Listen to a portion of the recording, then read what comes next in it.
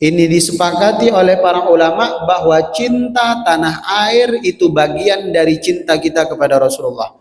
Cinta kepada tanah air bagian dari syariat yang diajarkan oleh Nabi Shallallahu Alaihi Wasallam.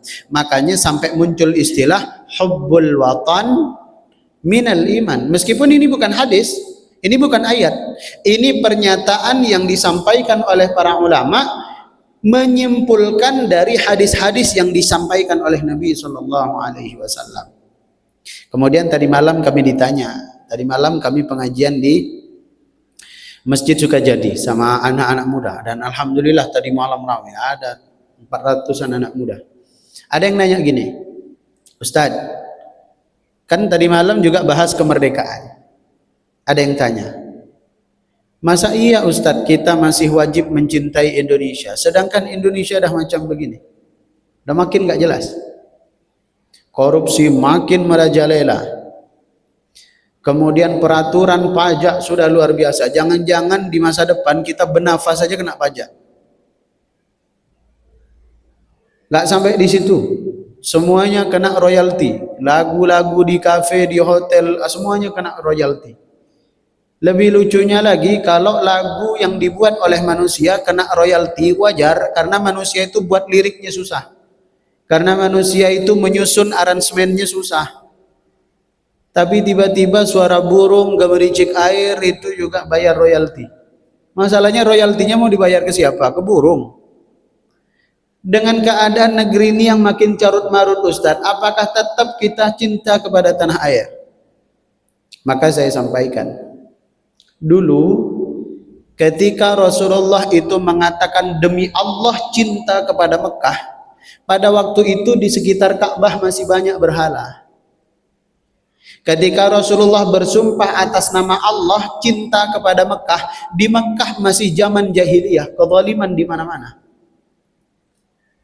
Ketika Rasulullah mengatakan cinta ke kota Madinah, itu masih banyak orang-orang yang dendam kepada Nabi dan berusaha untuk meracuni Nabi Shallallahu Alaihi Wasallam. Tapi dari sekian buruknya kota Mekah di masa lalu, dari sekian buruknya Madinah di masa lalu, ternyata itu tidak menjadi surut, tidak menjadi penghalang cintanya Nabi kepada tanah air. Pun juga kita malam hari ini, bahwa banyak yang salah dari negeri kita, ya. Bahwa banyak yang harus kita perbaiki, ya. Bahwa banyak yang harus kita kritik, ya. Bahwa masih banyak kezaliman yang tidak memihak kepada rakyat, ya. Bahwa korupsi di mana-mana, ya. Tapi jangan sampai rangkaian keburukan itu menghilangkan kecintaan kita kepada tanah air Indonesia. Karena sekali lagi, yang memperjuangkan kemerdekaan ini bukan hanya para tentara, bukan hanya orang-orang yang punya pangkat jabatan, tapi termasuk sekian ribu santri dan ulama terlibat dalam peperangan memperjuangkan kemerdekaan.